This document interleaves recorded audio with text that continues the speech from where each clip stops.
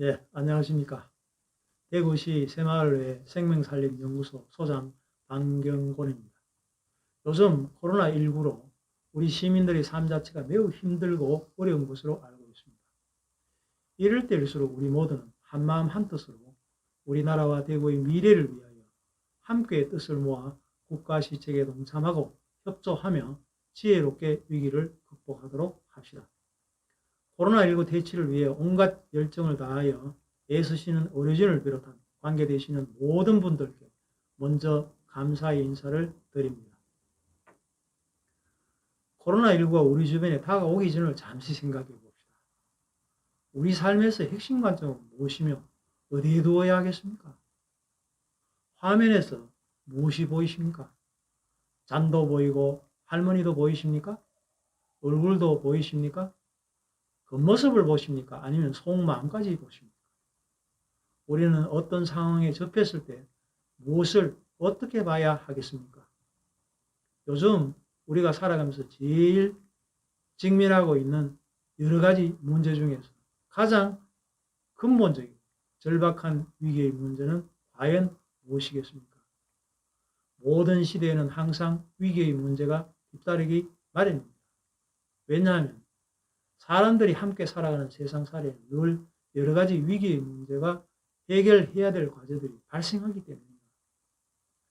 오늘 이 강의를 수강하시는 여러분들도 오늘날 우리 삶에서 위기의 문제를 말씀하시라고 하면 아마도 경제를 비롯하여 교육, 정치 등 우리 사회와 개인에 관련된 여러 가지 사안을 말씀하실 것입니다. 그러나 저는 오늘 우리가 살아가면서 결코 소홀히 다루거나 잊어서는 안 될 가장 근본적이고 절대적인 문제는 다름 아닌 생명의 위기라고 자신 있게 말씀드립니다.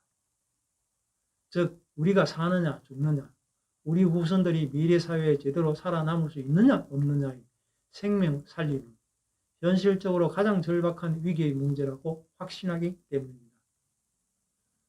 다른 모든 문제는 생명이 존재하고 난 이후의 문제가 될 것이며 내가 살지 못하고 자손이 살지 못하는 상황에서는 다 부차적인 일일 수밖에 없겠습니다. 생명살림은 과거 가난한 시절이었던 1970년 새마을운동의 정신적 기조였던 근면, 자조, 협동을 2018년 생명, 평화, 공경운동으로 대전환하여 2019년부터 3개년 계획으로 집중적, 조직적으로 실천, 추진하고 있는 중입니다. 생명살림의 핵심은 모든 자원을 아껴 쓰자는 것, 즉 절약입니다. 생명살림은 어쩌면 코로나19보다 훨씬 더 위험하고 절박한 문제를 가지고 있는데도 불구하고 우리는 매일 직접 눈으로 보고 몸으로 체험하고 있지만 지금 당장은 나에게 별로 크게 위험하지 않다고 아주 편하게 생각하는 마음에서 오는 생명살림에 대한 위기입니다. 즉, 나 자신과 우리 가족, 우리 사회가 직면하고 있는 근본적이고 절박한 문제와 이 위기를 어떻게 지혜롭게 풀어갈 수 있는지가 관건입니다. 그래서 오늘 첫 시간에는 우리나라의 공기질에 대하여 말씀드리겠습니다. 물고기는 맑은 물을 만나야 숨을 잘 쉬고 자랄 수 있으며 식물의 씨앗은 좋은 흙을 만나야 싹이 잘 트고 자랄 수 있듯이 사람들은 맑은 공기를 마셔야 건강하게 잘 살아갈 수 있습니다. 그런데 사람이 숨을 제대로 쉬지 못하면 일반적으로 5분 안팎에 사망한다고 합니다. 요즘 우리나라의 공기에 대하여 한번 생각해 봅시다. 우리가 황사와 미세먼지 예보에 신경을 쓰게 된 것이 과연 몇 년이나 되었습니까? 또 미세먼지 예방 마스크를 착용한 것은 얼마나 오래되었습니까? 황사는요, 중국과 몽골 내륙에서 발생한 미세한 모래먼지가 서에서 동으로 부는 띠 모양의 바람인 편서풍을 타고 우리나라에 특히 봄이 되면 기승을 부리며 날아오는 자연현상입니다.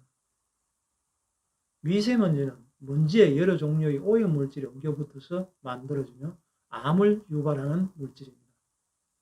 황사와 미세먼지에 대해서는 다음에 주제를 잡아서 바르게 아시고 대처할 수 있도록 그 방법까지 자세히 말씀드리도록 하겠습니다. 화면을 보시면서 과연 나는 어느 하늘 아래에서 살고 싶으신지 선택해 보십시오. 우리나라의 공기질은 어느 정도이겠습니까?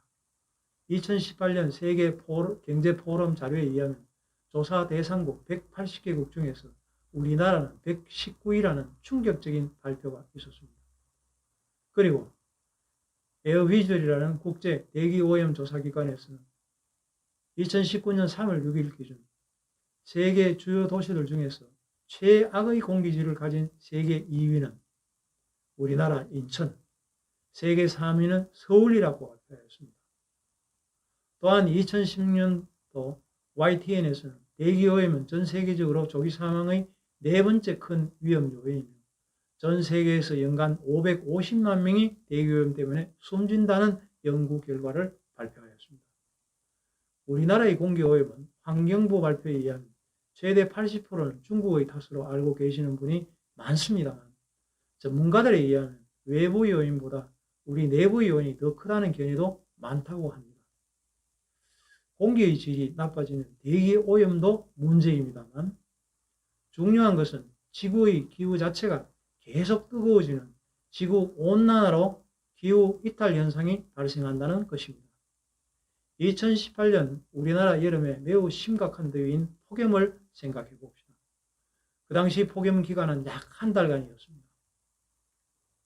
우리나라 기상청 기준으로 폭염주의보는 낮 최고 기온이 33도씨 이상인 경우가 2일 정도 지속될 때이며 폭염경보는 35도 이상인 경우가 2일 이상 지속될 때 내려지는 것입니다.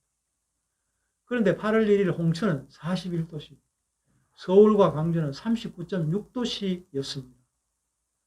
지구가 이렇게 뜨거워진다는 것은 우리가 단순히 덥다라고만 말할 정도의 문제가 아닙니다.